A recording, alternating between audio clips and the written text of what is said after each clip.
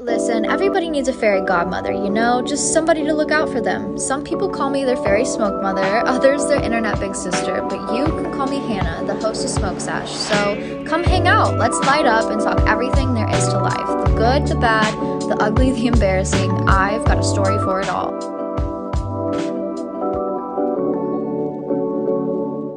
Hello, hotties of the world, and welcome back to another sexy little slutty fun episode of Smoke Sesh. My name is Hannah, your host, and I'm so excited to be here with you all today for this very drunk episode. Girls, it's 11:30 a.m. Do not ever say I never did anything for you. I went out drinking last night. I'm filming this in the weekend, which I don't usually do. I'm just going out of town, so I'm kind of trying to, make sure I have all my bases covered, make sure my girls are fed always. Hello.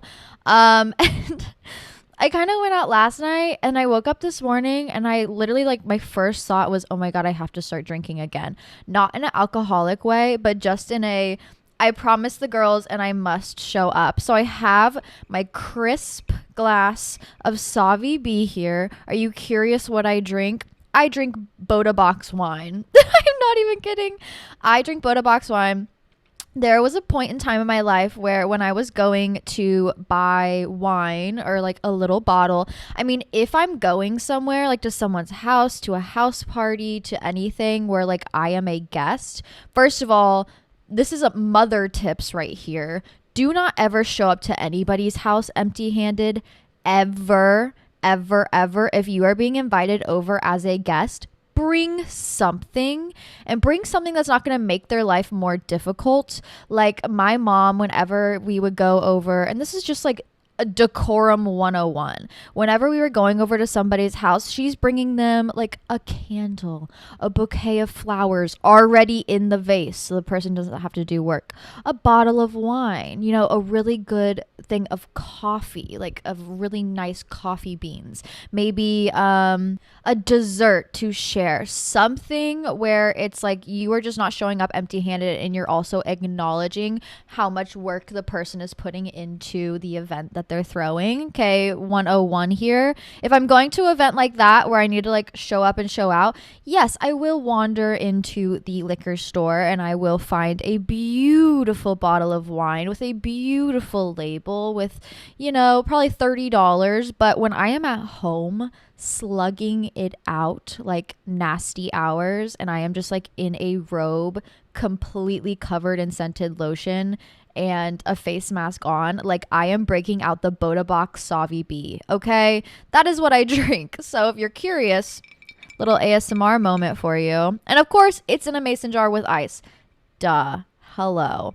But today is the drunk episode. Yes, I am getting drunk at 11:30 in the morning, which is going to make for a very, very silly episode. I asked you guys to submit the questions you have been most afraid to talk about. This is going to be similar to that of a confessionals episode, but probably more so confessionals on my part, because I'll tell you what, when I get drunk, I turn into this girl who's oh my God, I love you and I have all of the answers for you. Do not worry. Yes, I am that drunk girl in the bathroom. Abso-fucking-lutely. And I love being her. I love being a girl's girl. I love showing up for my girls. So this is the celebratory. We are in the bathroom stalls in a club and I am here to give you guys advice. Cheers to that, ladies. Let's take a sip. I'm sure you all can make a drinking game out of this where it's every time Hannah says take a drink. Every time Hannah says period, take a drink. So let me know in the comments below how many drinks you do take and in which game you're playing. But I am playing my own games here today.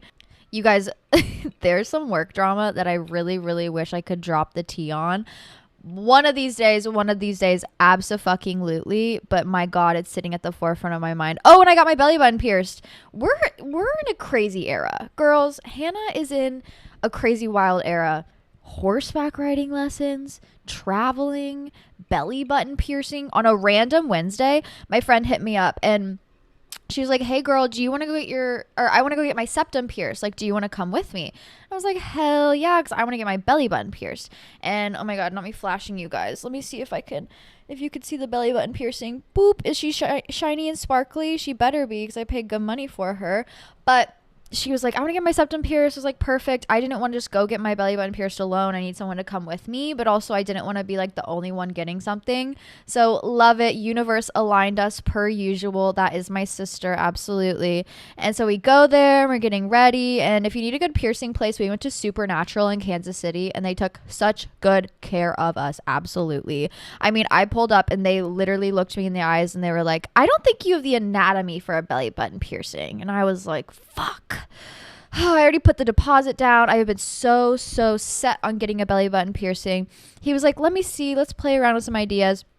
Apparently, so some people don't have the anatomy for a belly button piercing because of how thick your skin is. And ultimately, the skin at the top of my belly button is really tight. Oh, girls. Yes, she's tight. I know you were wondering. But apparently the skin at the top of my belly button is really thin. So he was like, listen, if you want the top pierced, we can do that for you, but I am letting you know right now it could reject, or if it does heal, it's essentially going to dangle off like a saggy flap of skin. And I said, ew, that's disgusting. Why the hell would I do that? Just give me my refund back. He's like, no, we could maybe do the bottom. I've never seen a bottom belly button piercing. Chat, let me know down below if you have a bottom belly button piercing or a top. But I ended up getting the bottom of my belly button pierced, which is really cute. And I think it honestly matches my anatomy better because my belly button sits like pretty high up. So this just kind of elongates my torso in a really beautiful way. And I was so afraid of the pain. I haven't had a piercing since I got my nipples pierced when I was 18. Let's see. I got my ears done when I was younger at Claire's. Duh. Hello. Coming of age moment as a child. And then I got my nose done when I was 16. I was thinking about that. I can't believe my parents let me get my nose done at 16. I think I was like a sophomore in high school. My dad was pissed, but my mom was like, let's go, girl. I got you. Let's go get your nose done. Fuck it. And honestly, thank you for that because I love it and I've had it in since. And then I got my nipples done, both nipples at one time. If you're going to do your nipples, do them both at one time. I got that done 18, literally first month of my freshman year of college. Crazy. I got my second piercings on my ears done by my roommate in college who had just like piercing needles. And she ended up piercing my ears, but went too far through and pierced my neck a little bit. And then I had my belly button done at 26. That's a big jump of time. So I was I was like, oh God, the pain, is it going to be too much? Is it going to be like cuckoo bananas crazy? Am I going to be rolling around on the floor? You guys, easiest piercing ever. Genuinely. Now I will say, if you're squeamish, pause for a second, just skip like 30 seconds. But the only reason why it hurt is because it's a surface piercing, so they have to go through quite a bit of skin. I would say at least a ½ inch of skin, not depth wise, but across. And when he was doing it, he had to like switch up his grip. So he did it halfway. And I was like, oh, that was easy. And then he goes, take one more deep breath for me. And then he did the other half. Quite frankly, if I have my nipples done and an IUD, I can do anything in this lifetime. Truly, I can handle any pain. So the only thing that like really hurt was like the second push through. After that, no pain at all. I haven't had any pain afterwards, like genuinely. Luckily, since I have my nipples pierced, I'm pretty aware of snagging, piercings or anything. So I already am very careful when it comes to clothing and drying myself off. They gave me really good instructions on how to care for it. And I am, like 5 days from getting it pierced, and honestly it feels completely healed. I know I'm gonna jinx myself by saying that, but like no pain at all, no swelling. The piercing is like the perfect length, so if there was any swelling, it wouldn't feel super confined. There's no redness, there's no crusties. Like fantastic. 10 out of 10 experience. I would say pain wise, out of 10 it was probably like a 3. Genuinely a 3. I could see how people might up the pain level if they have a hard time with the healing process, which they were very forward. Like the belly button's going to take 6 months to a year to fully heal, which is, hey, nothing. Because after my nipples, that took at least 2 years to completely heal. I was like, oh, I'm ready. I am good to go. So I could see like if the healing process is a pain, maybe upping that level to a 4. But in the long run, easy peasy. I would put it on the same level as getting like your ears pierced, genuinely. And listen, I love an accessory when you're maybe like a little insecure. And I know that's like the opposite of what you might think, like, oh, highlighting what you're insecure about is actually just going to make you think more of it. No, it's going to make you love it even more and see it in a different light. That's a big reason why I got my nose done, because I had broken it so many times and I was like, I don't want a nose job because like, hello, I am who I am, and also ouch, and also wow, $10,000 down the drain. I'll spend $60 on a nose piercing, call it a day. Love my nose after my nose piercing. Oh, I feel like my boobs are too small. Okay, get the nipples pierced. Bam, now I have something cute and shiny, sparkly to look at, and now I love them. Oh, I think my belly sticks too far out. Cool, let's put some dangly fucking jewelry on that bitch and call it a day. I love it. It makes me want to have my stomach out. I can officially like rock my low-rise jeans with no worry in the world. 10s across the board, ladies. I'm so happy I got it done. But that's really all I've been up to lately. Nothing crazy. Well, I guess kind of crazy if you really think about it. But I don't know. I'm in my mid-20s. Oh my God, late to mid-20s. That's wild. And I am just like tired of sitting and watching life pass me by. I'm like, fuck it. Let's go do everything. Let's go do it. Book that flight, book that piercing experience, book that tattoo, book whatever it may be. I am ready to get out there and to, yeah, just live life. I don't know.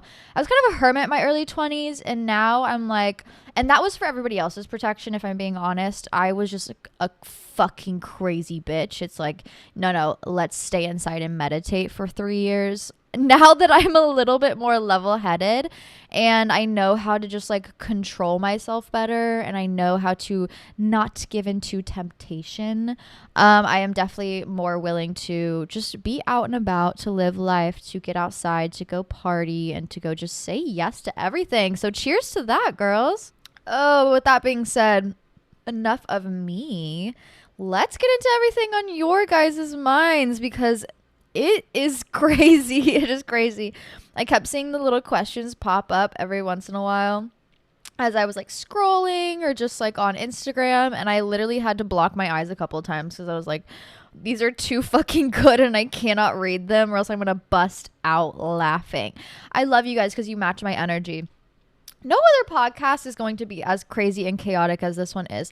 And I love that about us. We are real. We are raw. We are who we are. And we love that no matter what. So let's see what the hell you guys are going through. Oh, okay. Girl, how do I ride on top of my boyfriend? I have no ass and can't get into the groove. Help. This is interesting because it can be a little difficult depending on who your partner is. Now, the ass doesn't matter. Don't worry about the ass. Are you thinking cowgirl, like reverse cowgirl? Because then maybe ass play comes into the situation. But if you're facing him like regular riding, you are basically just grinding. Like the same way, and you can practice this at home by like putting a pillow under you and like pretend grinding. You think it's like more like you're shaking ass, but it's not that way. You almost want to like rub your clit against him. Does that make sense? That's going to give you the most pleasure. And honestly, when you are on top, fuck what you look like, fuck what they're thinking. That is for your pleasure. Like men, I don't know. If you have the right man, and he should be this way, unless you're in a mommy dom situation, he wants to give you pleasure. He is probably going to get off on you getting pleasure from him. So essentially, when you're riding, you have to like think of it as if like I am using the stick to get off. And that will not only get you off because you're focusing on your pleasure and you're focusing on the right angle, but also like he is going to get off by seeing you enjoy yourself. And also like fuck what the fuck he feels because he's inside of you either way. So it's going to be a good time, you know? but you're going to want to like grind down from the front, not shake ass from the back. Now, if it's reverse cowgirl personally, I don't get a lot of pleasure from, like, and especially if you've like a curved D that you're working with, depending on how it's curved, it like reverse cowgirl could be super super fun, but personally reverse cowgirl is all about them. I'm like, my ass is in your face, like duh. Then you're just shaking ass to the gods. If you can't get the right like groove down, what I would recommend is leaning forward. Shaking ass while sitting up straight on top of a D is like extremely hard, okay? Like, talk about scoliosis.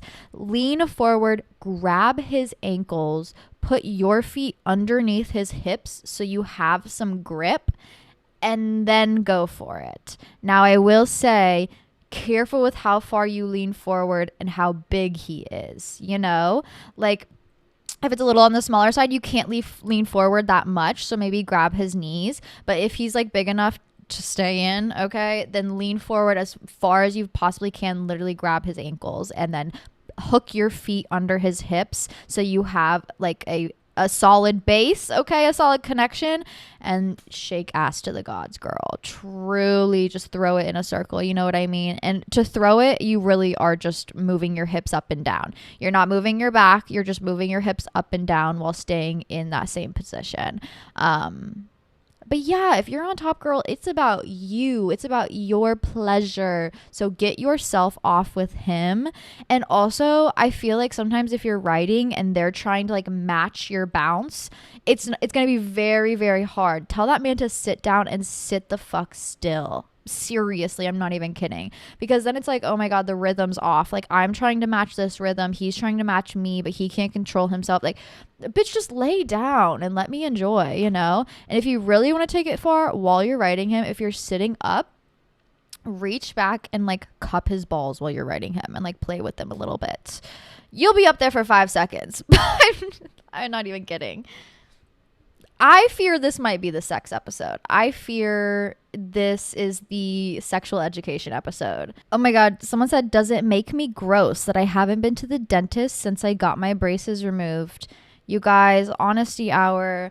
I haven't been to the dentist in 2 years. Since I got off my parents' insurance, because, oh my god, health insurance in itself, so fucking expensive. Now that I'm an adult, I realize why so many people are like, go to college, work for a company, because those companies provide you with stability. I mean, a little bit of stability. Sure, the pay might not be there, but they have benefits. Those benefits are everything. My parents are retiring and living their best goddamn fucking lives. Like, so much in savings. They're going on trips every single month. They're living as how they should have their entire lives. And it's because they locked in and really maxed out all of their benefits. And also with that, like, they worked for the government, they were teachers for public schools, so they got fantastic health care for like practically free. Well, of course, you know, they take it out of a bit of your paycheck, but practically free for your entire family. And now that I'm like, oh my god, self-employed, I'm paying for my own health care. What the hell? Why is it like $500 fucking a month? To be fair, I got the good health insurance just in case I had some pussy issues. I had some ovarian cysts. I was worried about surgery. I didn't want to pay out of pocket for that. Of course, I'm going to get like the best one possible, but still, Jesus Christ, the baseline one was $100 and it didn't cover anything. What the hell am I paying $100 for? Anyways, a big part of that was I didn't want to pay for dental insurance. What the hell? Why doesn't the government or the health insurance companies think that like eye care and dentist is a part of health? What are we even talking about here? Of course your teeth and your eyes are a part of your health. Bitch, if I don't have my contacts in, I can't see. That is loss of health. And so I was just broke 20 something hour. I didn't want to pay the $50 to $60 a month for dental insurance. And I knew like, you know, teeth are fine. I take my time with my teeth. I brush twice a day. I have a really good Oral-B, like electric toothbrush. Get one of those. It'll change your fucking life. I floss like twice a day. It's more of like I have an oral fixation where I like picking in my gums. Picking in my gums, twin. And, tongue scraper, all of that. I was like, you know what, whatever, I'm fine. But I fear I go to the dentist on Tuesday, and I'm so scared because I know they're gonna be like, you have 8 cavities. Cavities run in my family, so I know that I'll probably have a couple, but I hate having people in my fucking face like that. It's the worst. And I go to a great dentist. Like, they have below deck, like the most trashy reality TV you've ever seen playing 2 inches away from your face. They have a flat screen TV that they can pull down from the ceiling directly next to your fucking face. And I'm not somebody who gets anxiety from the dentist. Like, it's whatever. I have a small mouth. I have a really small mouth. Have we talked about this before? Every single time I would go to my creepy dentist when I was a kid, he would always comment on how small my mouth was. And I was always like, oh, okay, whatever, weirdo man. And then I had to get braces, and they gave me a palate expander, and they were like fucking pulling teeth back there to make room. It was crazy. And I still have a small mouth because they'll be like, open wider for me. I can't go any further unless you want me to have a Joker smile, unless you want my skin to rip across my fucking face. Like, what the hell do you want from me? So overall, yeah, I didn't go to the dentist for 2 years. I know, really bad. I know. The dental hygienists are in the comments already. Like, girl, what the hell? But we're being brave and we're going. And if I can be brave and go and pay the money and get it all done, so can you. I actually heard a horror story. And yes, I will scare you into getting better. Scared straight. This is what this is. People were like if you get a tooth infection, you don't know it's there, or like really bad teeth can lead to like dementia and to your brain like dying. Because it's so close. Like, it's so close in proximity that if you have teeth problems, it could go directly to your brain. After that, I was like, and I'm booking the appointment. Thank you. So, unfortunately, one of those adult things, taking care of ourselves. How dare we? But if I can get a facial like every other month, I can definitely go to the dentist twice a year. It was just like pulling the trigger on the money, and then also like I said, digging in my face. I don't want people digging in my face ever. But we'll be brave and we'll encourage each other to go. Being high maintenance. How can I become more self-sustaining? I don't know. I don't know what you mean by this. It might be the Savi bee getting to my brain. But personally, I'm high maintenance because I know what I can provide for myself. So like, that's the bare minimum. You know what I mean? Like, I think high maintenance is what you can give yourself, absolutely. And high maintenance comes in like many different forms. For me personally, it's like there's a certain type of life that I expect, and I know I can provide it for myself. So like, if you're going to be in my life, you also have to be able to like live up to those standards. You know what I mean? And that doesn't mean I'm like going to kick people out if they can't go out to dinner. Like, we're in our mid-20s. I get it. I have friends in grad school who it's like they're living off of loans. Like, girl, let me cover your fucking tab. But I still know what I want. I know what I deserve. I know what I desire. Like, and I simply will not settle for less. And I think it's so important to be able to grow into yourself, and especially in your young 20s, if you're like, I want to date, I want to be with people, but I don't want to be like male centered or male focused. Be you focused. You need to be you focused, especially if you want a good partner. If you don't know what you want, if you don't know what you desire, if you don't know what your bare minimum is, when people come into your life, you are just going to accept them for what they are, instead of being like, well, are they a good fit? Do they fit into this crazy puzzle that is my life? Are they able to provide goodness for me? Because like, I am feeling confident in what I've created for myself. So are they going to come in here and make it better? Or is it just going to be the same or worse? If you want to decenter men, decenter women in the dating pool, center you. That literally is a tip and trick. Center you. Are you happy? Did they plan a good date? Are you happy? You know, Did they make you feel cared for? Did they make you feel loved? Did you have a good time? I mean, of course, that it's a give and take relationship always. Like, you are there also to try and like build the best connection possible, to have a genuine, real human connection with that person. But like, if it's not clicking and they're not living up to what you can provide for yourself, it'll be very easy, the answer in front of you of just like, this is not the person for me. So please, I am begging you, if anything, be high maintenance and center yourself always, especially with the dating scene nowadays. I know for a fact these people want to be like wined and dined and like everything's about me, me, me, me, me. And like, I get that, especially you're like, this is confusing because, you know, center yourself. Is it not about me, me, me, me, me? No, you were put on this earth to make genuine human connections. You always have to give people a chance.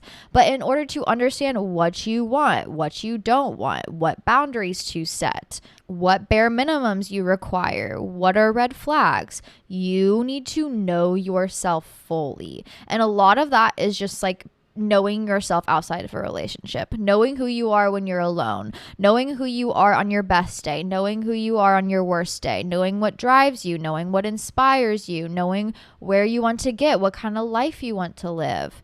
Knowing yourself is a superpower because once you know yourself, no one can deny you of yourself. Ever. No man can look at you and go, you're fucking crazy. Because it's like, yeah, duh. But like, get with it, you know? No man can look at you and say, you're asking too much, because you can hit them with, well, I give myself everything I'm asking for already. Like, hello? No woman can say you're too needy, because it's like, no, these are just what I give myself on a day-to-day basis. It's so, so simple. And I don't know why people are caught up with this people-pleasing aspect. Actually, I do, because I definitely was one of them.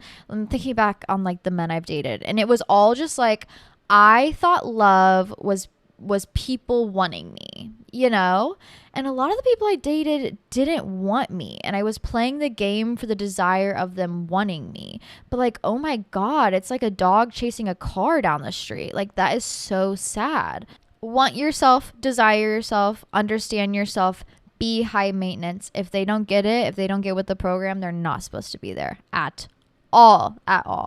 My boyfriend right now truly is an angel. We have our ups, we have our downs, you know, as all relationships do.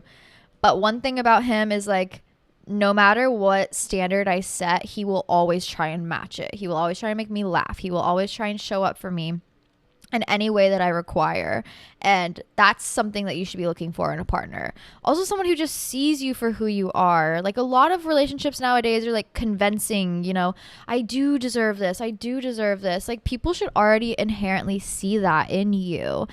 Should see that magic inside of you, should see that, you know, desire inside of you and want to give it back. And that's also how you should feel about your partner. That's how it's a good partner. When you're like in the kitchen baking cupcakes for him and you know you're falling in love, it's like, okay, yeah. Like, I want to put myself aside for him. When you are like wanting to go out of your way to do things, that's what love is, and it's beautiful, and you should get that back from your partner. But also, like, I don't think high maintenance is a bad thing. I think we should hold each other to higher standards, to hold ourselves to higher standards, so that we always get the best possible outcome. I fear the Savvy Bee is setting into my brain. I'm like, ooh, let's get into the crazy stuff.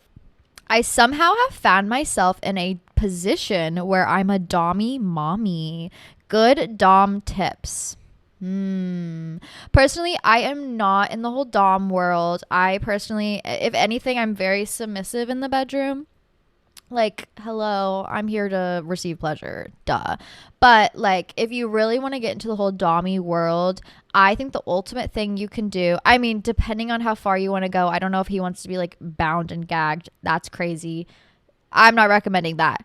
But very simple to ease your way into it. And I recommend everybody does this to their boyfriend, because crazy, his mind's going to be blown. I guarantee he's never had this done before. Suck it from the back. And I know you're like, Hannah, what?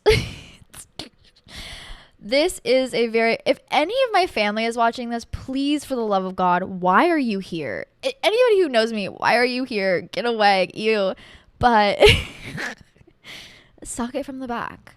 Have him bend over and literally all of it. I'm talking tip to tail. I'm not even kidding. Like, to asshole.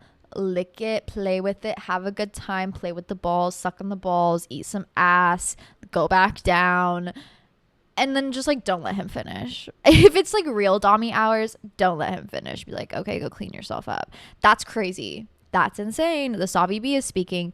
But also, if you want to get real wild freak hours, ladies, suck it from the back. I'm not even kidding. And if you're like, how do I get back there? I'm like, oh, that's a lot. You can also just be laying down, and then he kind of has his ass in your face. And yes, I'm saying this from experience, unfortunately. Listen, real freak hours, I'm telling you. I probably seem very vanilla, but let's be real. It's almost like reverse 69ing. So instead of you on top, he's on top. And then you have like full access. And then you can go crazy. And do this post shower. Always. If you're gonna have any man's ass in your face, always do a post shower. Unless you're like a real freak and then you're like, no, don't shower. Ew. I'm not here to shame. Let's be real. Actually, new drinking game. Take a shot every time I say let's be real. Maybe not a shot. How about a sip? Because it's gonna be a lot. Should I cut off friends who hang out with people who talk shit about me? I think yes. I think yes too, but I definitely think you should give them a chance where it's not just like, I'm done with you, get away from me. I think it should definitely be sort of like, hey, you know these people don't like me and talk shit about me to your face. And it concerns me when I know this and you don't defend me, because a real friend would defend me and stand beside me. And I find this very odd. So could you explain to me how this relationship works? Like, give them a chance where it's like, let's confront the situation. Like I said in the last episode, I am pro confrontation. I used to be very anti confrontation when I was younger, and I think it made my life a lot harder than it was supposed to be, because I'd just be like, oh yeah, sure, you can talk shit about me. Yeah, it's whatever. I don't want to stir the pot. Oh yeah, my boyfriend's the worst person in the fucking world, but it's fine. I just don't want to cause a problem. No, bitch, cause a fucking problem. Like, I'm not even kidding. I think confrontation brings people closer. I think confrontation is important for relationship building. Now, this confrontation shouldn't be a once a week thing. It shouldn't even be a once a month thing. It shouldn't even be a once a quarter thing. It should be very, very rare that you're going through these confrontations with people who are good to you in your lives, but they will come up naturally with anything in life. You will eventually have a confrontation, and it's important to always stand your ground and come at it with a level-headed point of view. So if I were you, I would definitely be like, hey, I find this weird and shady, and I'm not sure why you still hang out with them. If you want to keep hanging out with them, that's fine. But also, I do find it weird, and I feel like you don't value me as a friend because of it. Okay, pause for the answer. If their answer is like, well, we don't give a fuck about you, then yes, cut them off, get rid of them, because why do you keep people around you in your life who hate you, period? You know, sometimes you're surprised by the answer where they're like, you're so right, we're so sorry about this, we should uplift you, we prefer having you as a friend more, we're going to take a break for those people. Who knows? But you have to give them an opportunity to answer, to see their reaction, and to go forward from there. Like I said, when I was younger, I was pro cut off immediately. Now that I'm real and rational, I am not pro cut off immediately. You get one chance, maybe a couple if it's not that big of a deal, to prove yourself, and then we move forward. I guess speaking of literally back-to-back questions, someone else asked, how do you cut off a toxic person in your life? Depends on how close they are to you. If they're really close, like you talk every single day, maybe it's a boyfriend, maybe it's a girlfriend, maybe it's a best friend where they're constantly hitting you up, I think it's definitely like, if you're trying to be nice about it, you hit them with a soft ghost, and then, hey, sorry, life's been really busy, I'll get back to you soon, you know? If it's a relationship, blow that shit up, you know? Especially if they're horrible and awful. Like, I'm thinking back to like my last relationship when we broke up. Oh, that was fucking crazy. You know, sometimes you need those big blow ups. If you can avoid those. But preferably if it's like a soft cut off, like if you're like, yeah, we hang out every once in a while, I'm just kind of tired of having them in my life. Like maybe it's just somebody you see situationally, or like a gentle friend, I like to call them, where it's like, you know, not the first person you reach out to, but someone you just like have in your circle. Ghost. I am pro ghost in that situation. People will pick up on the lack of response. Okay. Lack of response is a response in itself.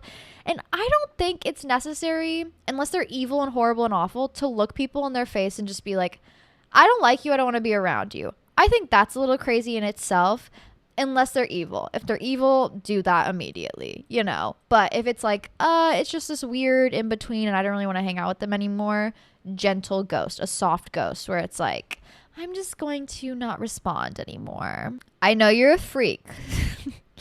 Yes. So I've been dying to know, what are your kinks? Ooh, honestly, nothing crazy. Nothing as crazy as you might think. Like, I'm not like in costume role playing in the bedroom. I can't keep a straight face for that. That's not happening. It's not happening. I'm not going to be in like a fucking maid's outfit. Like, may I clean up your room, sir? No, no, no. Like, I'm not a weirdo freak like that. Not that that's a weirdo freak era. Like, please, if you're into that, I'm actually kind of jealous. I wish I could keep a straight face. And whatever you're into, genuinely no shame as long as you are two consenting adults. What am I into? Definitely I'm more submissive. Like, you can throw me around for sure, you know, like, and I love my Scorpio boyfriend because of that, because best believe Scorpios, biggest freaks. They also have like big hearts, whether they want to tell you or not. But the key to their heart is sex. I will say that. That's for goddamn sure. Definitely more submissive.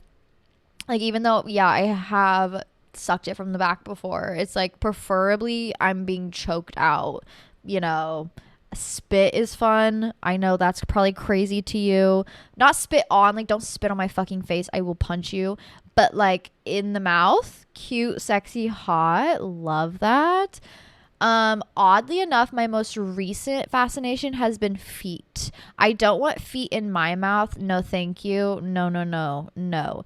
But my feet in someone else's mouth, love that. That's hot. That's sexy. Because I have really good feet. Like, not to brag, but I do. And I'm like, yes, you should worship my feet. Duh. Hello. They're so beautiful. Are you gonna forget about them? Choking, light slapping, a little bit of bondage here and there.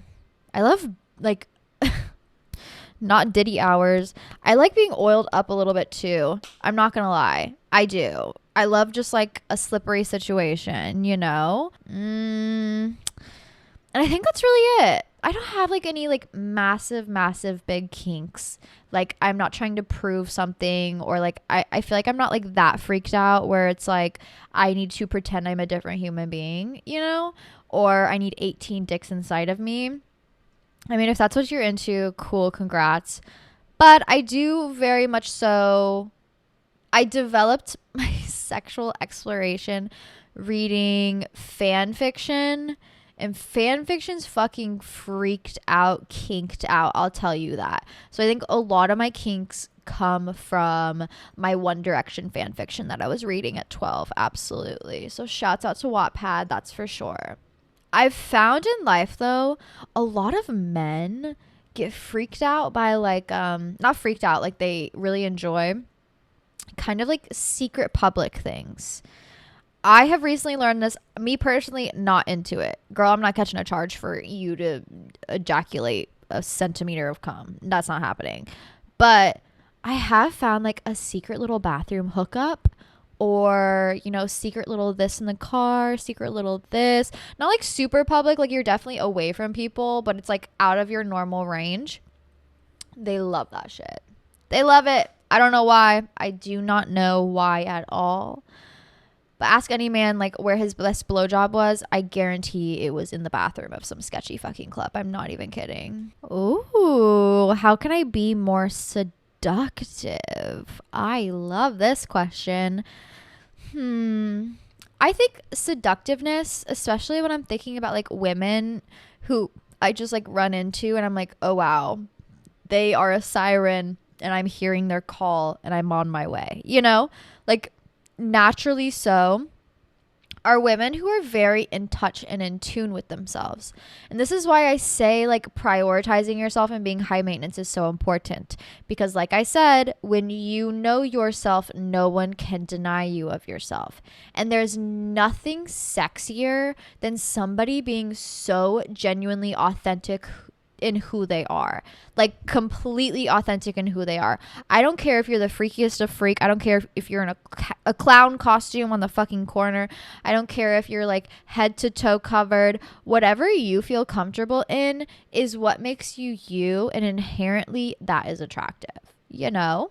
And it takes time. It really does take time, especially if you don't know yourself. It can be scary to get to know yourself. It can be scary to uncover those sides of yourself because you're like maybe just a little fearful of just like other people's opinions, or a little fearful of, you know, even just having to do the work. Work in itself is inherently scary, or change in itself is inherently scary.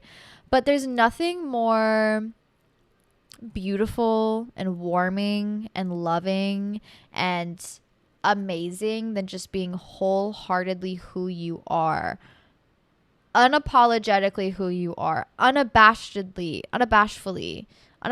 that's the word, who you are. And that can look like anything, okay? But I can spot a fake from a mile away. I can spot a fake immediately because they look uncomfortable. They look closed off. They're looking around like, what are people thinking about me? What are they looking at? Blah, blah, blah. They are so far out of their body that you can tell. When you are close to yourself, your energy is really close and confined in your body. Not in a negative way where you feel trapped, but in a grounded, wholehearted way. It's very beautiful. It is very seductive. But when you're living for other people and not for yourself, your energy, your soul, I feel is like very disconnected from your vessel, from your body. And you can tell that. Like I've been spending a lot of time at the clubs, and a lot of my club experience is just like people watching and dancing. Like I'm just drunk and I'm dancing and I'm kikiing with the girls and I'm people watching. And outside of the men, but the women that I'm observing who maybe seem a little more reserved, a little more like out of place, it's not because of who they are. It's because they're too concerned on everything happening around them, and they're not feeling who they are inside themselves. I also think the key to seductiveness and being closer to your body and feeling closer to your body and closer to yourself is dancing. Yes, the power of dance is very important. I did not start feeling closer to myself and more in my body and more in control of my life until I started dancing. I felt very disconnected with my body my entire life. The only time I felt connected to my body was when I was playing soccer. And it felt like a spiritual experience because it was the only time I was utilizing my body how it should have been used. Once I started getting into the rave scene when I was like in my 17, 18, I started dancing more. I started being around people who are unapologetically themselves, who danced with me, who encouraged me to be myself, no matter how weird or how uncomfortable it was or whatever. It was just like, you are you, and we love that for you. And I think it was the perfect scene for me to kind of grow up and come into myself, because now, like when I go out, when I dance, I feel so in tune with myself. I feel so seductive. I feel so hot. I feel so sexy.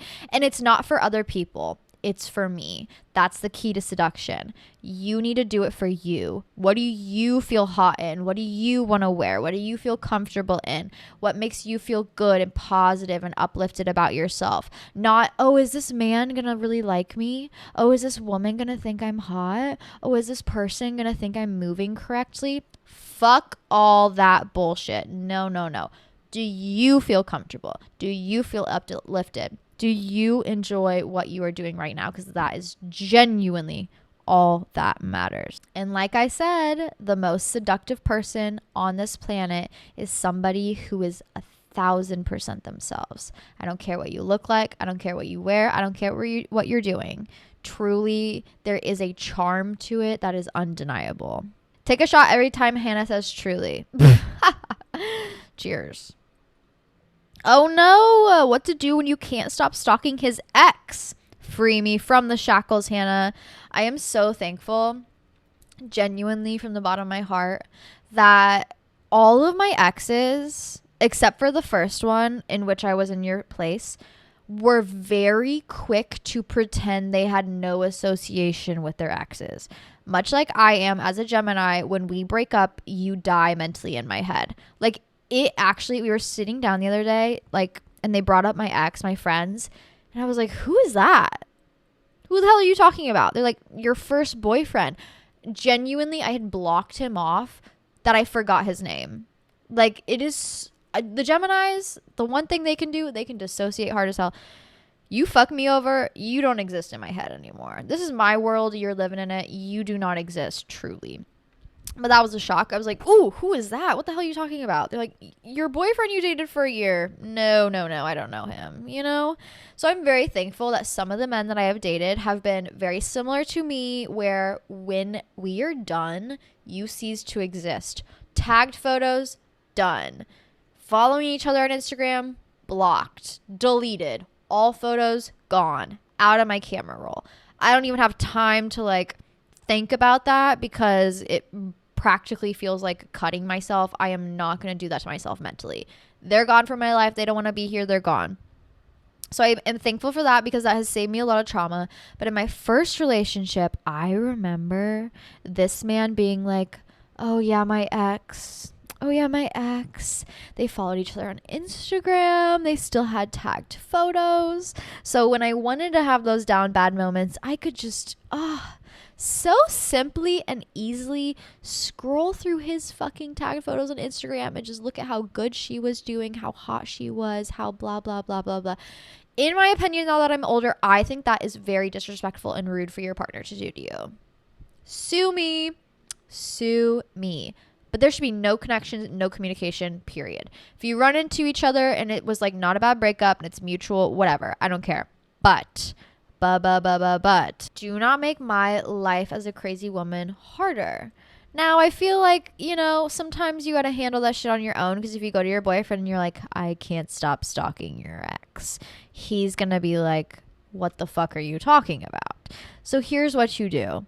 And it very much so is going cold turkey. And cold turkey is hard, especially when you're doing like really negative things. You gotta block her. You gotta delete her from your memory. You gotta remove the inherent urge to stalk her. And social media makes like hyper awareness so prominent. And I think it also gives us this idea that we have access to other people's lives, which we do. I mean, it's such an easy argument. You're like, you post online, so we have access, blah, blah, blah. Sure. But you have to think about it from the perspective of, if the ex knew you were stalking them, would you want them to know? And if the answer is no, I would be so embarrassed, you have to stop. You gotta stop. And also, exes are always for a reason.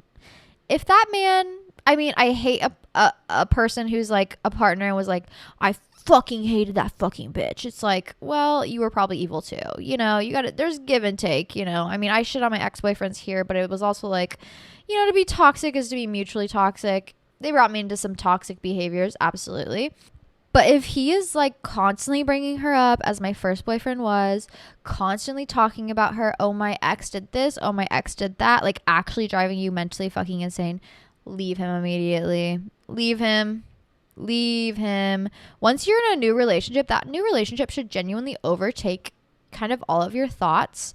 And the idea of an ex should never, ever be prevalent at all. It really should not be anything that crosses your mind. Like I said, once I'm out of a relationship, I pretend they're dead. So that's the courtesy I provide to me.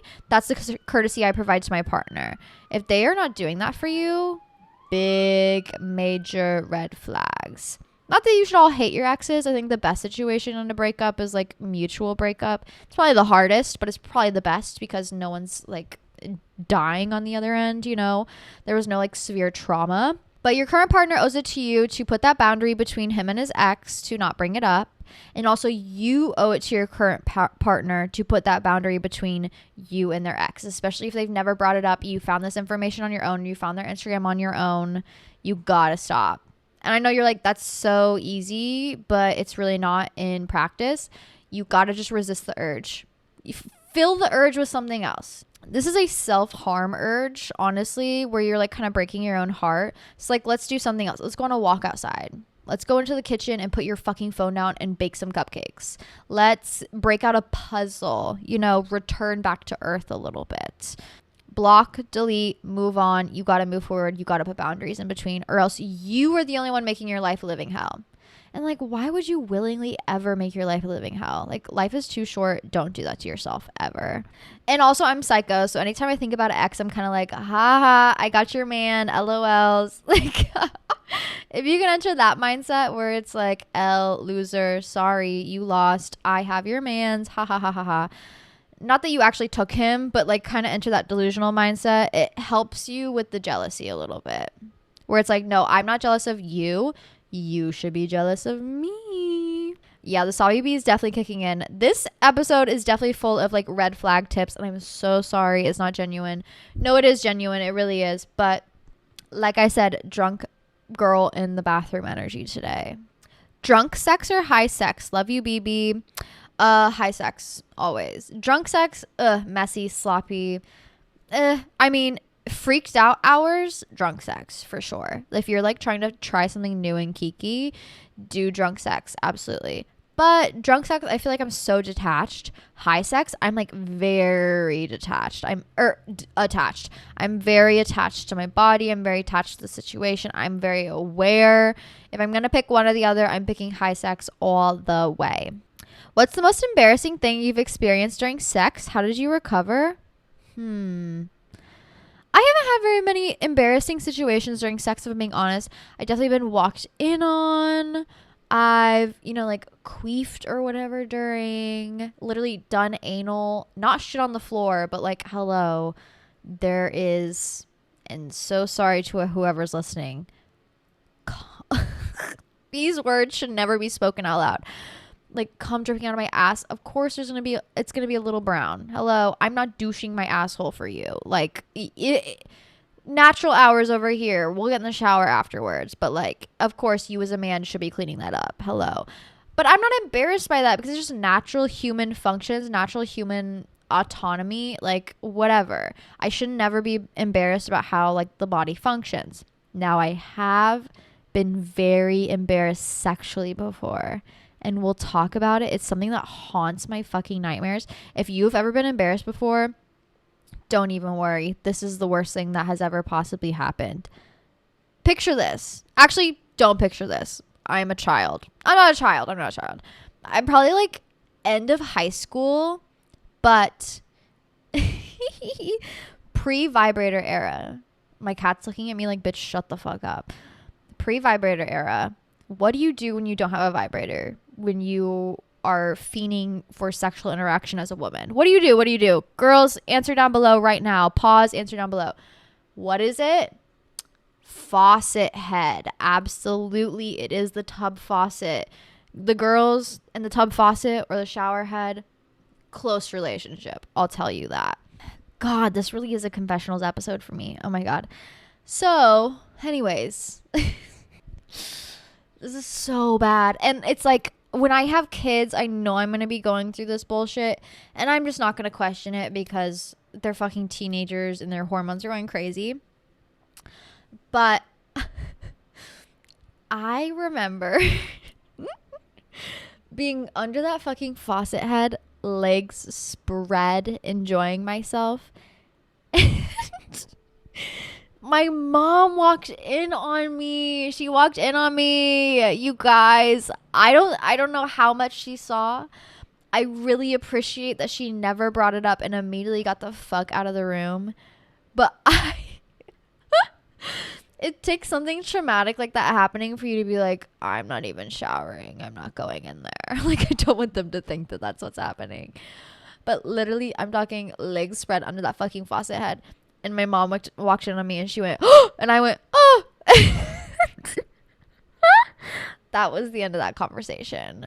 But wow, that was probably my most embarrassing because my parents, very open individuals, but they had never like walked in on me or anything like that, except for that one time because I think she was like, bitch, you've been in the bathtub for 3 hours. You've been in here for fucking ever. What the fuck is going on? Like, let me check on you and make sure you aren't dead, because it was also during my suicidal era where she's like, no, we need to check on her every 5 minutes. Mental welfare check. And it was like, no, I'm just getting off in here, Mom. I'm so sorry. Oh, but that's probably my most embarrassing era to date. Absolutely. There's nothing worse than somebody walking in on you in a very vulnerable position. My ex moved on so fast. I don't feel great about it. How can I deal with my emotions? It's okay, babe. He's just trying to move on so he can fill that hole in his heart. Not because he actually is like enjoying moving on, but because, like I said, once you break up with somebody, there's kind of a hole that you need to fill. And for better or for worse, if anything, he's probably catching an STD. So just pray on his downfall in that sort of way. He's getting some strange pussy right now. So like, don't even worry about how fast he's moving on, because best believe it's not a good moving on fast. That's for sure. Should I let them eat it when I'm on my period? They really want to. Help. Yes. Yeah. If he's not eating it on his period, he's not a grown man or woman. If a woman's not eating it on your period, they are not a grown individual. And like, I know you're lacking some iron, babe. Come get it over here. It's genuinely so simple. I don't know why people have like this aversion to doing things on their period. I mean, sometimes periods can be very intense. So like, if you're cramping, if you're not comfortable, if you feel like out of your body, if you're just like PMSing real bad and you're like, nobody even fucking look at me, I get it. You don't want to get eaten out at that point in time. Absolutely. I go through periods in my life where it's like, oh my God, my PMS symptoms are fucking crazy right now. Don't touch me. Don't look at me. Don't even perceive me. Valid, real, raw. Absolutely. But if you're in the mood and you're like, bitch, eat me out now. Or like, I want to get kinky. I want to get freaky. I want you deep in my guts. Periods are just extra lubrication. Genuinely. Like, it's just a little extra, some down there. And if they're if they're a real partner that you should actually think about having in your life, they will not give a fuck if there's blood or not. I think I was the first person my boyfriend ever had period sex with, because when he first met me, I remember I was like, not first met, but like in the beginning stages, I was like, oh yeah, I'm on my period. I don't know why I told him that. I was a very open individual, like whatever. I'm sure it was just casual in conversation. And he was like, oh, like I have a blooded version. And I said, you better get over that real fucking quick, because I need you inside me in 2 minutes. Take your pants off. And guess what? Blood aversion, non-existent, because they're too focused on like having a good time, getting their nut off. And you should be focused on that too. Now, I understand if there's like a mouth involved with down there, but if we're really thinking about the anatomy of it all, he just needs to be focusing on the clit. He doesn't need his tongue deep down your fucking pussy. He just needs to be focusing on the clit. And if he's smart and real, he will know to avoid sucking the blood out of you. Like literally. He will know to just stay on the top portion and to not move further. But, oh my God, I saw a TikTok the other day and it was like, this girl rode this man's shoulders at like a festival, like on top of his shoulders, like, woo, party girl. And then she got off and there's a period blood stain on the back of his neck. And I just, you know what? And he probably took that shirt off and never even fucking noticed. I don't know why period blood is so stigmatized. Bitch, if a man scrapes his knee and is bleeding everywhere, you think he's not going to get his dick sucked? It's the same exact fucking way. Unless you as a woman are uncomfortable or not feeling yourself or not into it. And then no need to do so. But if you are horny and hot and ready to go, like I said, a period is just extra lubrication. Uh-oh. My best friend stopped talking to me after her boyfriend puked on my car and cussed me out. What the fuck? So let me give you the real raw understanding of this, because I'm sure you're like, fuck you. I need $30 for a car wash. Valid. You are real for that. When your friend is dating a man and she goes MIA, it's not because that man is amazing, fantastic, wonderful to her. It's because she's embarrassed of him, of her, and of the relationship. I know this very, very clearly. When I started dating my ex, I dated him for a year, maybe a year and a half, before I even introduced him to my family. Because why? In my head, I was like, it's just not the right time. It's just this, it's just that, it's just blah, blah, blah. No. The real answer is she's embarrassed. She doesn't want to be seen with him. She loves what they do in that car and in that bedroom and who they are alone, even if it's toxic. But she knows once that toxicity is observed from a real perspective, it becomes embarrassing of the situation she's in. And she doesn't want anybody to see that. So she disappeared because she is extremely embarrassed, but she feels still connected to this man, even though she probably should have no reason to ever be with him at all. And she will come to the conclusion on her own that she's in the wrong position eventually, hopefully. I'm praying that she does. But unfortunately, at this point, like, you are the wronged individual. I do think you should clock her tea a bit, where it's like, what the fuck is this? What the fuck is that? Fuck your boyfriend. You deserve better. Period. But don't be surprised if she's gone for a little bit longer after that. She will come back to you after the breakup. And I do think you should welcome her with open arms after the breakup. Absolutely. Key fucking prime experience when you are in your 20s is dating that toxic individual. It happens. We all date toxic partners eventually. If you don't, you're lucky. Congratulations. I'm jealous. But I was that girl who disappeared for 2 fucking years from her friends and her family because I was dating a toxic individual and I didn't want to be seen with him. I didn't want anybody to know I was with him, but I still wanted to be with him. Hopefully one day they come out of it. But the best thing you can do right now is like I said, clock her tea. Okay? You know, make her a little bit more embarrassed. She probably will withdraw further. But when she gets out of there, welcome her with open arms and tell her how proud she is that she got out of there. That is literally all you can do at this point. Because yes, you are right to be mad. Absolutely. And you're right to be mad about her, especially like disappearing. But I want to just be clear, the reason she's disappearing is because she's embarrassed. Not because she hates you and thinks you deserve it. I know she doesn't think that at all. It's because she is so embarrassed of the actions that she doesn't even want to think about it. And if she addresses it, that means she has to think about it. Maybe send a little text, like I said, a little girl, what the fuck message. But give her space. She will come to her own conclusions. Absolutely. In another life or this one, would you be a dominatrix? I always wondered if I'd be able to. I think I would, because a dominatrix is definitely like, it's a job, you know. I'm basically doming people all day at work when I'm like, you don't know what to order? I'm ordering all your fucking food for you. Just sit back and eat. It's so easy. Like, if the sexual aspect was I know inherently it's sexual, but if the sexual aspect on my end was taken out of it, I think I could. Absolutely. But like, sexually, am I into the dominatrix stuff? No, not at all. But if a man was like, fucking stomp my face with 8-inch heels on, mommy, I'd be like, for $8,000? Yes, I will. I'd be happy to. I would be happy to. For sure, I'd be happy to. I don't know. I'm so deep into life at this point, and I'm very like connected in sex in the sort of way where I understand like where it starts and where it stops, and I understand like the job aspect of it all.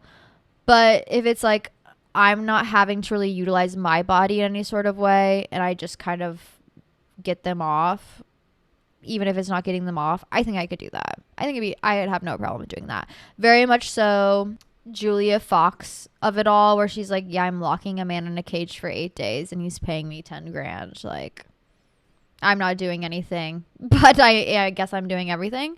Vibes. Oh my God. Someone said, okay, weird, but you low-key gave me a foot fetish. Feet look good to me now. No. Like, dead ass, your first pair of feet will change your life. Genuinely. Not the toes on camera. But like, and you know who taught me that? This is crazy. Callie Uchis. She posts her feet all the time. But I'm also like, it's so beautiful. Like, her toes, gorgeous. The heel she's wearing, amazing. The ankle tattoos, the anklets, like, very, very gorgeous. And for a while I was like, no, you can't see my feet because you're just gonna sexualize me. And it's like, well, who gives a fuck? Like, yeah, I would rather people be like sexually attracted to my fucking feet than like objectifying me in any other way. I think I'll officially make it when I have my own not feet finder. No. Wiki feet. That's what it's called. When people have wiki feet pages, I'm like, actually, I'm jealous. I'm jealous because I have good feet. Hello. No, literally though, I will go in and get like a pedicure or something, and they'll be like, oh my God, your feet. I'm like, thank you. Thanks, queen. I love it. But there's more like an artistry of it that I appreciate than like a sexuality aspect. I mean, to be fair, I'm not ever looking at anybody in like a objectifying way. I'm definitely more looking at them in like an artistic way. The same way I'd look at like a marble statue. It's like, wow, that's beautiful. I love the anatomy of it all. You know, like I love the rolls, I love the curves, I love the smoothness of it. So I'm glad I could introduce you guys to the feet community because love. But like I said, I ain't sucking on no feet. Someone asked, do you use a rose? No, I use a wand. If I'm going to use anything, I use a wand. And oh my God, if you are going to use any sort of toy down there, please be aware of overstimulation. There is such thing that you can use too much sensations down there, and essentially it'll like wear your nerves down pretty much. And I know this for a fact because it has happened to me. I mean, it'll come back, you know, if you just take some time off, the sensitivity will come back. So like, don't even worry about that. But, and I'm so sorry to my ex for this. I remember there was a time in my life where I was like using my vibrator so much. I'm talking like 3-4 times a day. I was freaked out. And I was in college, so like genuinely, whatever you got to do to make it through college, I can't fucking blame you. You know, if you're going to get off that many times, girl, go ahead, absolutely. But I remember nerves fried. And this man went down on me for like an hour, maybe an hour and a half. I don't know. It felt like a long time. And props to him for not giving up. I mean, genuinely. But honestly, I was like, you can stop. It's not going to work. It's not going to work. I mean, he was going for it. I'll give him that. He was going for it. But please be aware that you can accidentally fry your nerves. Take care of yourself. And I do think that if anything's going to fry your nerves, it would probably be the rose toy over anything, because it's doing more than what like a simple vibrator would do, where it's just like a little bit of vibration. Thoughts on doing shrooms before making big decisions? I mean, if you're going to do any psychedelic, please be careful.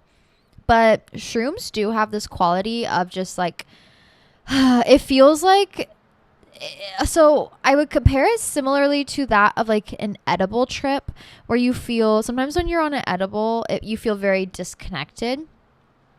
It's like that disconnect, but your therapist is also in your head, like telling you what's going on. So it's like you can see your life from a third perspective, and also like clock your own tea, where it's like you'll do shrooms and you'll be like, oh wow, I am dating this person because they remind me of this childhood trauma I went through. Or like, oh wow, I'm repeating this negative behavior.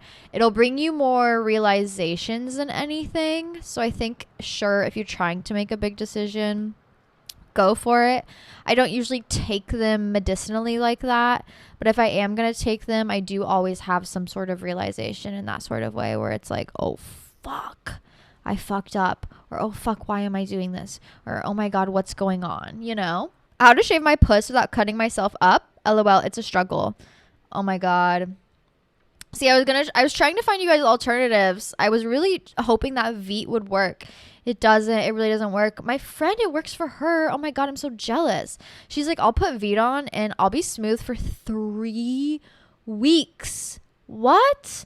I was like, no. I get a good 4 days after using Veet. So Veet is out of my house because shaving will last me at least a week, at the very least. Of course, if you want a longer and smoother transition, I think waxing is probably the way to go.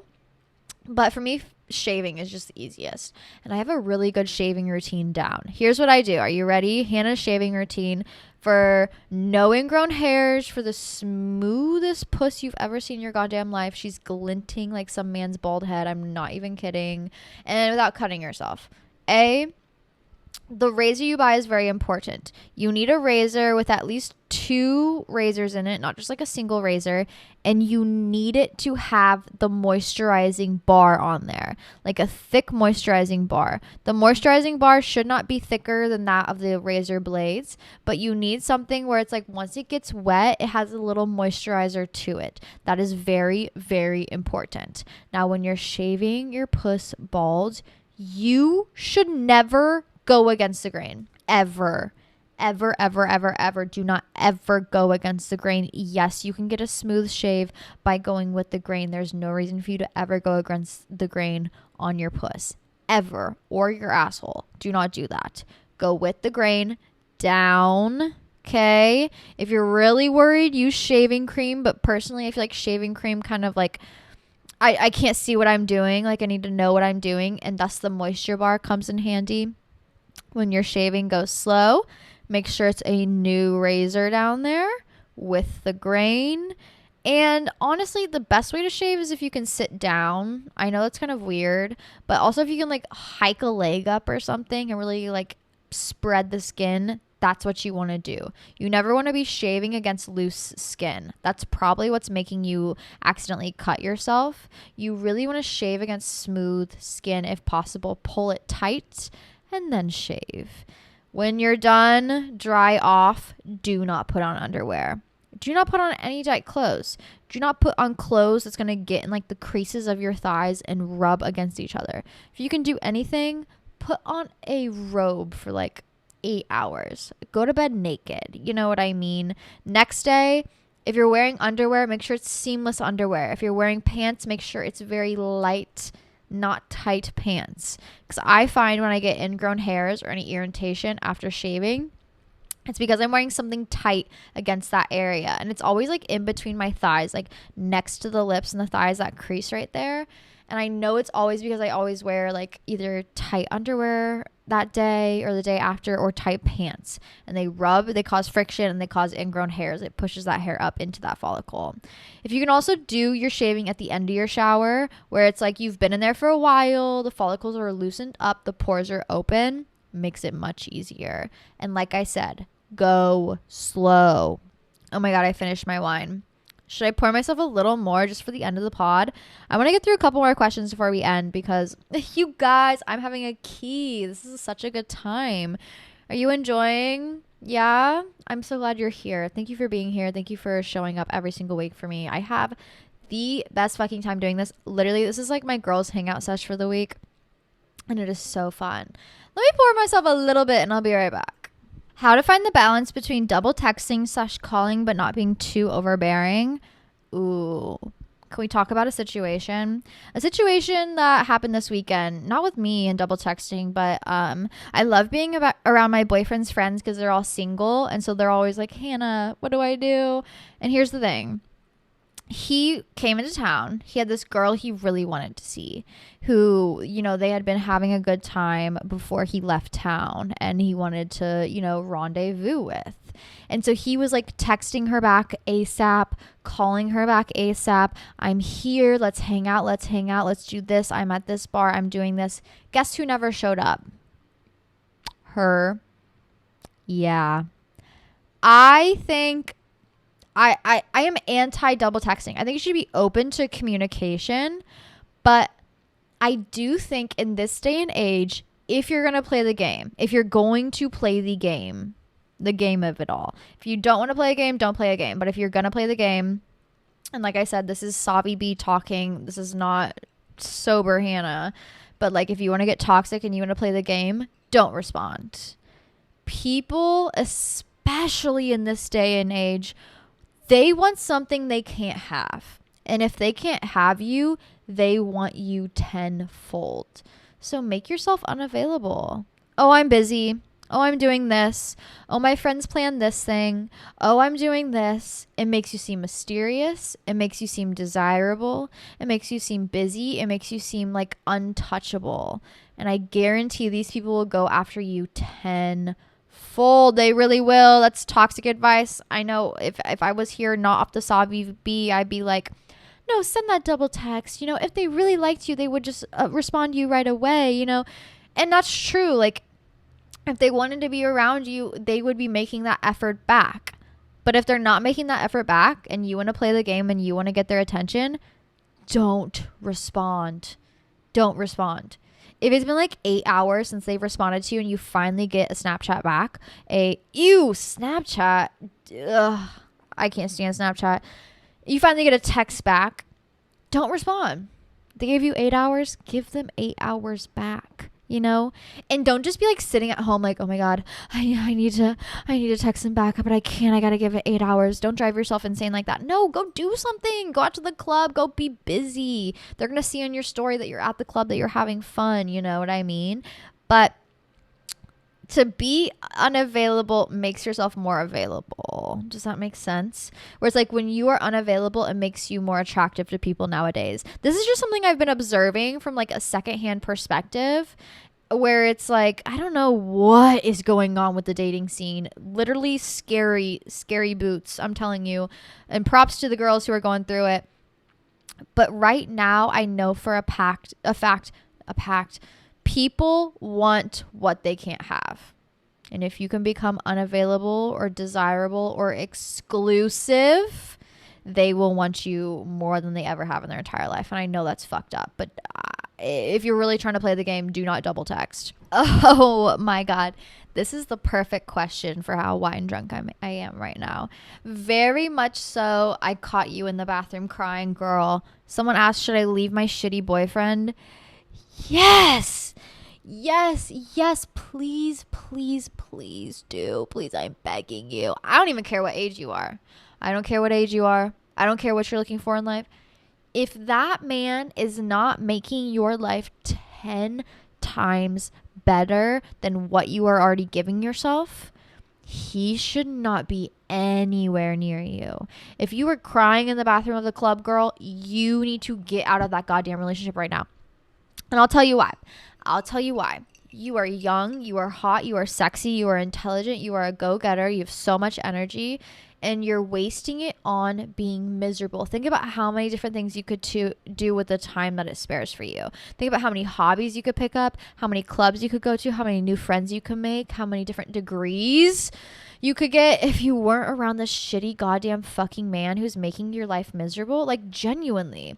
And when I broke up with my ex-boyfriend, who I have never been more miserable with, like I'm talking like I was maybe 99 pounds soaking wet, like so depressive, didn't eat anything because he always shit on me, like constantly, just like an abusive ass fucking mean ass man. Like he needs to be hit with a car ASAP. It was the hardest thing I have ever done in my life, because when you're in such a low point, I mean, pulling yourself out of a low point is always hard, but it felt so freeing. Someone also asked what's my biggest crash out to date, and I think it would be leaving this man. Genuinely. I remember, and it's so funny when you get out of a toxic relationship, it really is like the smallest thing that sets you over the edge. You're like, oh, you'd think it'd be like a big, nasty, horrible thing that he does that puts me over the edge. No, it was him not taking his cat to the vet. And I said, I'm done. You're going to sit here and you're play fucking video games and not take your cat to the vet, even though it's like practically dying. Like, I'm going to take your cat to the vet, actually, because you're a piece of goddamn shit. And also like, oh, we're fighting now, so you don't want to go to the concert that I spent $400 on tickets on because it's your favorite concert ever. It's your favorite artist ever.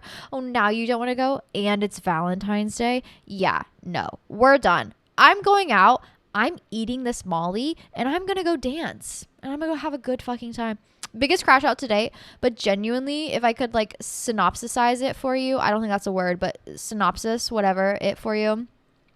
It felt like I was in a rolling hills field of just greenery, and I was bareback on a beautiful horse going 100 miles an hour with my arms sticking out, hair in the wind, beautiful, gorgeous, like free running. That's what it felt like. And if you are holding yourself back from feeling that, please, I beg of you, set yourself free. Let that wild horse inside of you run free, girl. You know what I mean? Especially if a man is holding you back. Like, the last thing, listen, we go through a lot of shit in this fucking country. The last thing you should let anybody hold you back for is a man. And if you're not having a good time, he's got to go. He does. Absolutely. I think, and I've come to this realization because I've gone through so many shitty relationships. And I think I went through so many shitty relationships because my parents' relationship was so good. And I know that doesn't make sense, but my parents' relationship was so good where it was like, whatever my mom wanted, she got it, you know? My mom is like, build me a fucking greenhouse. My dad's like, it's done in a month. Build me a coffee nook in the kitchen. Done. I need new hardwood flooring. Done. My dad does it. He doesn't give a fuck. You ask, he does. You know, very simple. There's no arguing. There's no back talk. It is a good symbiotic relationship. They're both two Geminis. I don't know how it fucking works. That's crazy to me. My mom's crying. My dad's immediately like, I'm sorry. I don't know what I did. Like, what can I do for you? You know what I mean? And so I think I found myself in all of these relationships assuming it would work that way. And they didn't. And I was like, well, it should. So why is it not? Like, maybe I need to put more effort in. No. It should be very smooth sailing and easy from the start, from the jump. And if you find yourself hitting a rough patch, you know, you can sometimes work it out. But if it's a rough patch for a long time, if you are constantly fighting, if you're constantly in tiffs, if you are constantly asking yourself, like, I need to do more for him, girl, you gotta go. You gotta go. But I guarantee the most free you will ever feel is leaving that toxic relationship. Like I said, it feels like you're on horseback running through rolling hills. Like the hills are alive with the sound of music. I'm not even kidding. And I need every woman out there in a toxic relationship to realize this and to understand this and to feel this feeling. It is so freeing. It felt so good. It felt so good. Genuinely, I was like, wow. Thank God. Thank God I trusted myself. Thank God I decided to choose myself. Choosing yourself will always feel good. And that's the first time I chose myself and I felt like majestic. And after that, I just became addicted to it, honestly. It only takes one time for you to choose yourself for you to be like, no, I'm set for life. Like, I am my only priority, truly. Someone asked craziest college story. Oh, girl. You know what? I'll tell you about my craziest college hookup, which was like barely a fucking hookup. I should have known better, but I was like freshman year of college. And the thing is, freshman year of college, you're like, I'll do whatever. I'm having a good time. I'm enjoying my time, whatever. And whatever. I'm at this frat party, I meet this frat guy and like we're hitting it off because we're both like artsy college students at a Catholic school. Oh my god, what are we doing here? That's crazy. Oh my god, that's wild. No one gets us. Let's talk in the corner, whatever. And we're both the same age, you know, thank God. And it's like probably, I'm not even kidding, I think it's like my first frat party ever. So we end up going back to the dorms and I'm like, oh my god, my pussy so hairy, which no hate at all, but I was at a point in my time in my life where I was like, I need to be bald. At this point in my time in my life, I don't need to be bald, you know, a little bush will do. We love her, but I was like, okay, you know, you stay here in your dorm room. I'll be right back. I just need to run downstairs and get I need to change into something. Whatever bullshit. Because he lived on like the floor above me. So I run downstairs. My friends are in there. They're giggling at me. I'm in the shower. I'm shaving my pussy as fast as I fucking can. As fast as I can. Like I said, if you don't want to cut yourself, don't shave super fast. I'm shaving. I put on a cute little 2-piece set. I go upstairs. We're making out. I'm in his lap. I'm looking around. I'm like, what's going on? Because he had decor, like I said, photographer, kind of like artsy guy. And he had decor in his dorm room. And I'm looking at the photos, like I'm making out with him, but side-eyeing at the same time, looking at the walls. And I'm like, who is this girl in all of these photos who is probably our age? Who is this girl? What's going on? So I pull away, sitting in his lap, fully straddling him on his futon mattress. Do you have a girlfriend? What's going on? Who is this girl?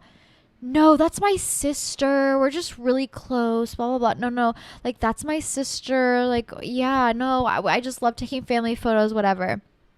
I then look down because I'm like, you guys don't look alike. This girl is blonde as hell and you have brown hair. I look down. I have bled all over his pants. I guess talk about like embarrassing moments, but not even embarrassing for me because he's evil. I bled all over him because I had shaved so fast I'd accidentally cut myself. And so I lied and I said, oh my God, I'm on my period. I can't have sex with you. I gotta go. Because I knew deep down in the back of my head, that's his girlfriend. He has a girlfriend.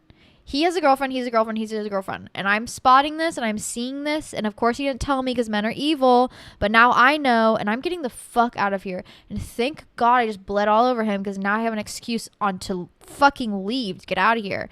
So I literally was like, oh, I'm so sorry. I started my period. I gotta go. I gotta go to Tampa. Blah, blah, blah. Bye. Disappear. Gone. But I think about that a lot where I'm like, oh my God, what the hell? Men are evil. Low-key, I was the other woman. Did not mean to be. But like, what the fuck? What the fuck? What the fuck? This is why I'm saying, like, don't go into college with a girlfriend or a boyfriend because you're going to go through a situation like this and you don't need to be there at all. Thank God I shaved my pussy so fast I started bleeding everywhere because I needed it out immediately. But I literally looked around on this nasty ass futon and I'm like, why the hell is there a woman in all of these photos I'm looking at? Talk about a jump scare. I have to get going. Oh, like I said, horrible, awful. Talk about pegging men, please. I'm not into pegging. Like I said, I'm more of a submissive. I'm not into pegging. I'm not a pegger. I don't think like I would. Like I said, if I was like in a dominatrix situation where it was for money and I'm like not getting any sexual pleasure out of it, sure, I'd peg a man for a good bag. But is it something I could do and get sexual pleasure out of? No. Now I could imagine if I'm going to give you pegging tips, even though I've never done it, like low and slow is the way to go. Always. Same with like anal. And I mean, of course it's anal. So like, please just like slow and warm up. Have you guys heard of booty boot camp? You guys know what booty boot camp is? It's like they give you a pack of like all these different sizes of butt plugs so you can slowly work your way up. Especially as like a man, I'm sure that's helpful. I don't know though. Like as a man, what do you mean as a man? Like as a woman, if I can take a dick up the ass, it can't be like that hard for a man to either. The anatomy back there is not that different. Anyways, that's a TMI. But I've never done booty boot camp. But have you heard of it? If you're interested in anal and want to go slow, probably the best way to go. But if you're gonna peg a man like and he can't fit a butt plug in his ass, then it's probably not gonna work out well the first time around. And if you're gonna put anything back there, lube it up. And also low and slow is the way to go. How to loosen up the vibes at work when everybody's hyper focused on money? I be walking around my work meowing like a cat. Anybody else do that? Am I the only one? I be walking around like meow, meow, meow, meow. Oh, she's so quirky and she's not like other girls. No, it's because I'm so fucking high at work that I don't give a fuck. I'm just like walking around meowing. Like instead of saying behind, door, corner, I'm just meowing loudly because like, hello. Or I'm here to have a good time. If I'm serving miserable ass people, best believe I'm here to have a good time. I'm here to make a little laugh about it. I'm not here to be miserable too. I'm not going to let them wear off on me. Okay? I'm here meowing around the corner like a weird little girl that I am. So you can just be weird. And then once you're the weird girl, everybody else's weirdness starts coming out. And it's kind of beautiful. It only takes one person. It only takes one person to make a change. So be the weird girl that you are so everybody else is comfortable to be the weirdo that they are. Amen. I want to be able to have male friends, but why do they all just want to fuck? Because the men that you're befriending only see women as objects. And I think that's a big red flag. I think men and women should be able to be friendly. I think men and women should be able to be friends. I think like if my boyfriend does have female friends. He went on a vacation with a female friend, not alone, but in a group. And it's like, I'm not worried because genuinely, if I was dating a man and I thought he could only see women as sexual objects, I would not be dating that man at fucking all. So scary. Hello. And it does suck when these men are like, oh yeah, we're good friends. You've been good friends for forever, but I want to fuck you. It's like, go fuck a fucking rock. Go fuck a McChicken. Like, what the hell are you saying to me right now? I hate that shit. I hate it. And I feel like men's brains nowadays have been rotted. And I know it's not all men. Duh, don't worry. But if you are a man listening to this podcast, please, for the love of God, not all women are sexual objects. You don't have to fuck everything, genuinely. And if you're a man, I encourage you to have female friends. I encourage you to have women around you who are important to you, who you listen to, and who you view as human beings. And if you're a woman dating a man, you should encourage your man to have female friends that he is able to see as human beings and as real people. But like I said, if your man or men around you can't view women other than in a sexual light, they are people you should not have around you at all. Those are dangerous people. Lustful men. Lustful men, like I said, the most dangerous men of all.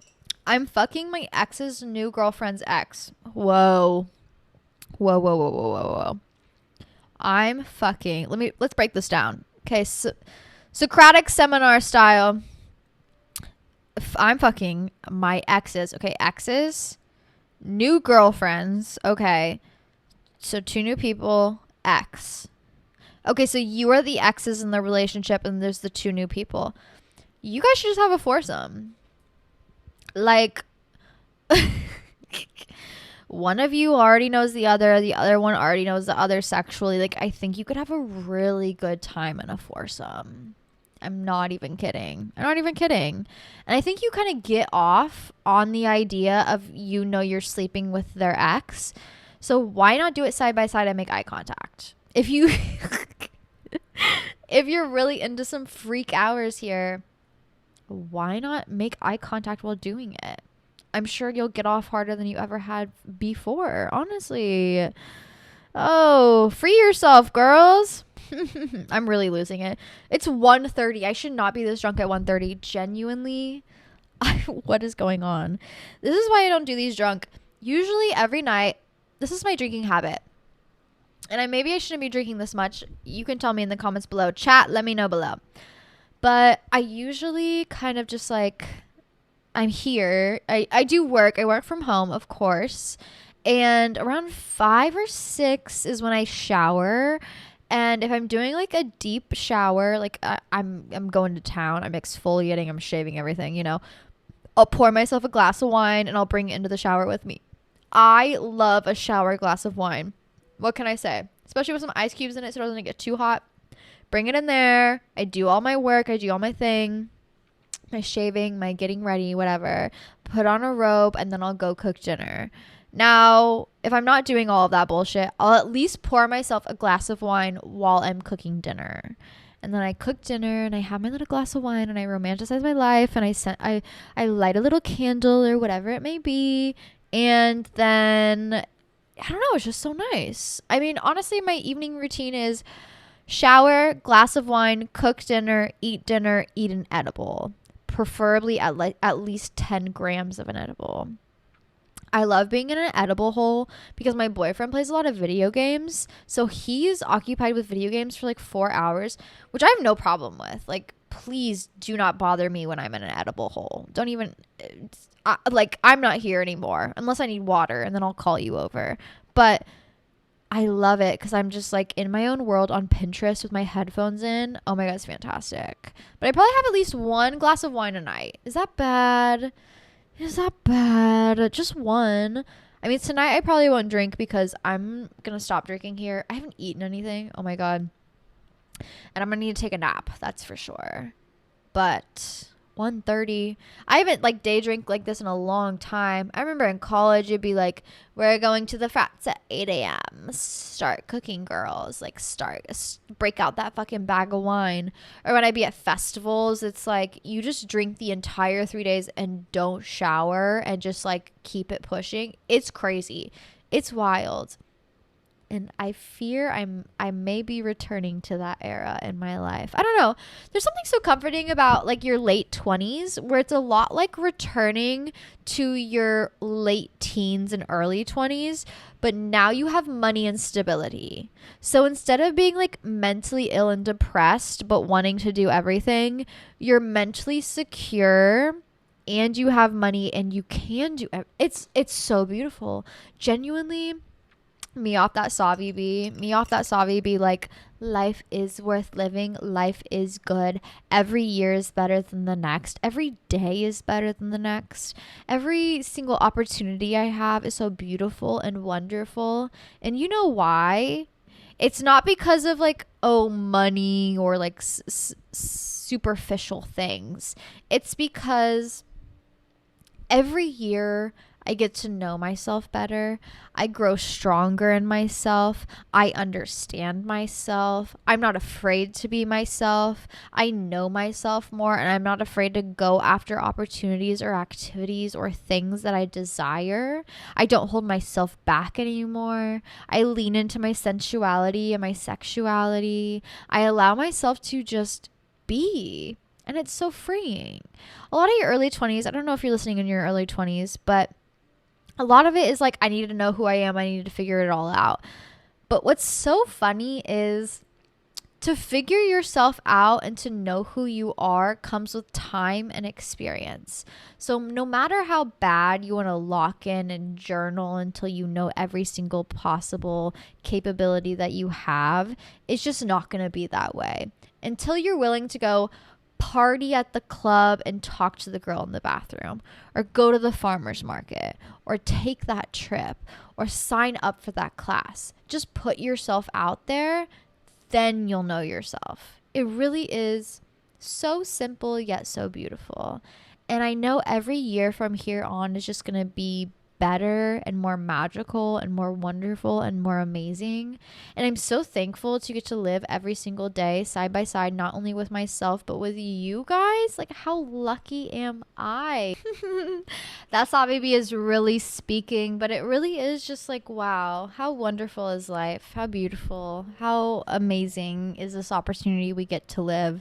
And sure, there's always shitty things going on.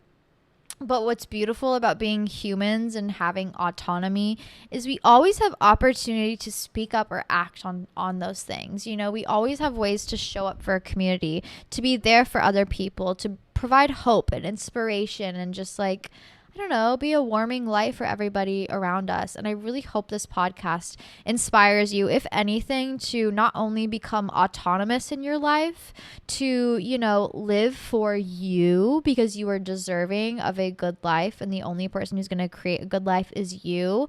And it doesn't take a lot of pressure, you know, like no pressure, genuinely. Just a little bit of self-love goes a long way. But also, like, you can go out there and be the change you wish to see. You know, although there's many roadblocks in front of you, you can bust them fucking down and get out there and do whatever you want to do, you know? It really is beautiful and wonderful how limitless our opportunities are. And we are the only people who create these opportunities for ourselves. So get out there, embrace life with open arms, accept change. Be the change you want to see. Provide hope. Provide inspiration. Give that friend a hug who you haven't seen in a long time. Compliment someone's haircut. Compliment their outfit. Show up for your friends. Show up for your family. Pet that stray cat. Go out dancing. Make yourself that good cup of coffee. Speaking of, I just uploaded a recipe on Instagram at Hannah Marlene. If you want to see, I made my own pumpkin spice syrup. Yes, for your morning coffees. Like I said, we ain't supporting Starbucks over here. Free Palestine down. You guys know where I stand. Duh. Make your own pumpkin spice at home. Celebrate the season. I have many fall recipes coming out. A lot of just like living life is embracing what's in front of us. And yes, winter can be terrifying. Fall can be a little spooky coming up. But if you make the most for it, live for every second that we have in front of us. Try and embrace the change in seasons and embrace ourselves through it all. We can live a positive and eventful and fun and inspiring life. Something that we are all here deserving of. Absolutely. You deserve the best. Whether you believe it or not, I believe in you. I know who you are listening right now, and I know how wonderful and amazing and beautiful and just like creative and individual you are. And whether you can see that in yourself or not, I'm here to tell you that that is who you are, and you are deserving of just like all the magic that the world has to provide. All you have to do is open your eyes and your heart to receiving it. And you are deserving of all of those blessings tenfold. Tenfold. And I genuinely believe that. Like, this isn't even bullshit. Like, genuinely, I've been so suicidal before. And now it is my mission to just make everybody aware of just how wonderful life can be if we just learn to embrace ourselves. The weird, the wonderful, the obscure, the embarrassing. Talk about embarrassing. I definitely talked about some embarrassing stories today. Who cares? We're all human. We all go through life. We all have those moments. And I think just being here with like-minded individuals makes life seem a little less lonely. So I'm just happy that we could have this beautiful community. Thank you all so much for showing up, not only for me, but for yourselves every single week. Hopefully I provided you a little bit of entertainment. If you want more drunk fucking sleepover style episodes, let me know. I am happy to do so. I need to do more high episodes, but I have been loving just kind of like my edible thoughts, because if I'm on an edible on these episodes, I'd be like no thoughts. I'd be basically mouth breathing the entire time.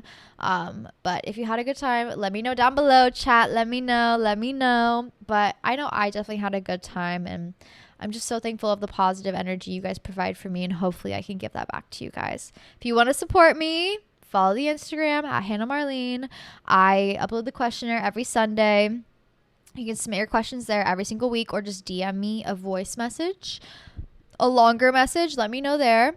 And if you have the means to support, the people who keep this podcast running are the Patreon girls. They know.